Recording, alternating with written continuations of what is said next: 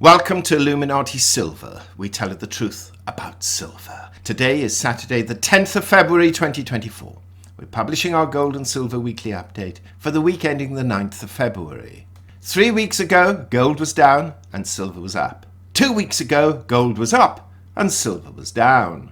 This past week, both gold and silver were down. Why? Well, let's take a look.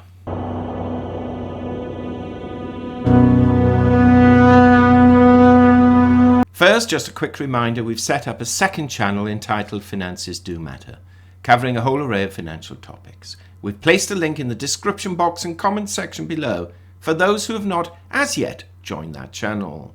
Looking at precious metals, gold fell $16 last week, falling from $2,040 to $2,024, having hit a high of $2,044 and a low of $2,015.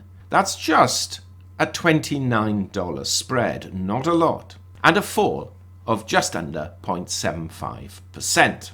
In our last update, we predicted that gold would trade between 1975 and 2075 and would operate broadly in the middle of that range, which it did most comfortably.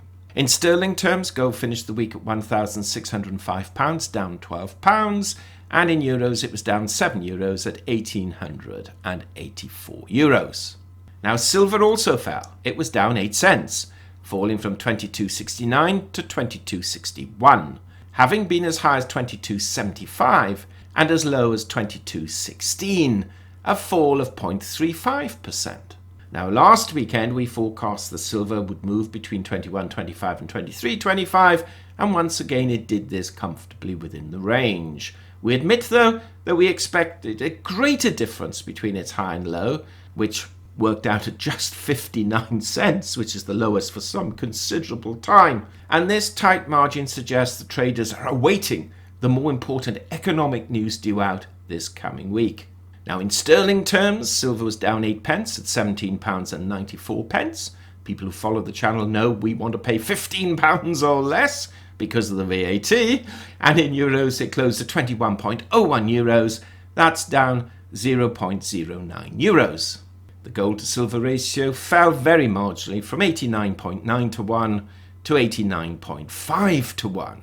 Now, Bitcoin is up $4,000 the last week at 47,116, though by the time you get this video, it may have moved considerably from there, though we suspect it's going to operate now within the sort of $45,000 to $48,000 range, because in less than 2 months we have the Bitcoin halving, which generally increases the value of Bitcoin.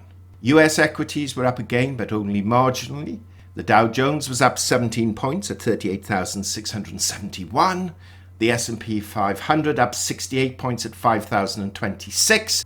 And the Nasdaq Composite closed up 362 points at 15,990, again hitting all-time highs this past week. However, we have to bear in mind that the Nasdaq is influenced by a relatively small number of mega stocks. The FTSE index, that's the UK index, closed at 7,572, down 43 points on the week. Bad news for inflation in that Brent crude closed up $4.86 at 82.19, and WTI crude closed up $4.56 at 76.84. We need to see oil prices well into the low $70 and ideally below that as well. Dollar index is up 0.19 points at 104.11. We said last week we expected it to hit 104 again, and it has done just that. Now, we stated last week, quote, "So not a lot really to move markets, particularly from an economic point of view," unquote. And such proved to be the case. We were more concerned about potential military retaliation in the Israel-Palestinian conflict and the role of proxy actors within that conflict. We did, though, in fact, see gold and silver prices move down upon opening and then gain towards the end of the week, even though both ended marginally lower. Last week's data showed that services PMIs more or less were in line with expectations. The US trade deficit came in at minus $62.2 billion, against expectations of minus 62.1 billion. You could not really get any closer. Initial jobless claims came in at just 2,000 lower than expected, and wholesale inventories for December showed an increase of 0.4% compared with an expected or anticipated 0.3%. So really, as we announced, not much data to affect markets. That said, this coming week is likely to prove more exciting. On Tuesday, we have CPI or inflation data for January, and expectations are for a significant fall in the annual CPI rate from 3.4% to 2.9%. But that will only be achieved if the monthly figures come in at 0.2%. Core CPI is expected to fall year over year to 3.7 compared with 3.9, and again that will only happen if the January figures come in at 0.3%. On Thursday, we have retail sales figures for January. Markets are expecting a fall of minus 0.2. If the figures are stronger than this, then interest rate reductions may be delayed further. And on Friday, we have PPI figures, and again, these can have an impact. Now, of course, the CPI figures, if there's a strong variance from expectations in either direction, will have the strongest impact this week on the dollar, equities, and precious metals. There is no doubt that the equity markets, and to a lesser extent cryptocurrency markets, are attracting investors' money slightly at the expense of precious metals. With companies like Amazon, Microsoft, and Meta dominating the equity landscape, together with exciting announcements on AI, we can see why these areas are attracting capital for the moment at the expense of precious metals, the latter faring much better during economic and geopolitical turbulence.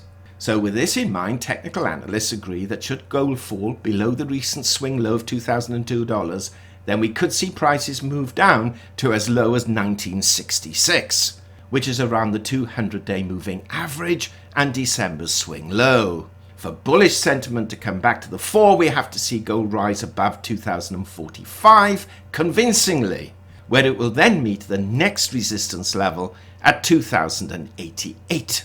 Silver this week seems to have been supported at the $22 level where buyers reappeared. If prices though should break down below 22, then a rapid fall to 21.50 and then to 21 cannot be ruled out. Equally, if silver can rise above that psychological resistance level of $23, then we could see some momentum eventually getting to 24. Now, whilst we saw a bit of a rally on Friday in silver prices, it could be argued that this was the result of short covering, while the intermediate trend still remains downwards. Much will now depend upon the mix of CPI data, geopolitical tensions, and the attractiveness of the equity markets to determine what happens to precious metals over the next few weeks. So with this in mind, we are expecting to see gold trade this coming week between $1960 and $2060, that's $1,960 and $2,060, with $1940 to $2080 as outliers. We're anticipating silver to trade between $21.35 and $23.35, with $21 to $24 as outliers, and we are expecting a much greater spread than just under 60 cents for silver between its week's high and low. What do you think is going to happen? We'd appreciate it if you'd share your thoughts. Meanwhile, thank you so much for listening. Please, if you like this video, give it a thumbs up, subscribe, press the bell sign, and it just remains for us to remind you, please pop on over to Finances Do Matter and have a great, enjoyable, and safe weekend.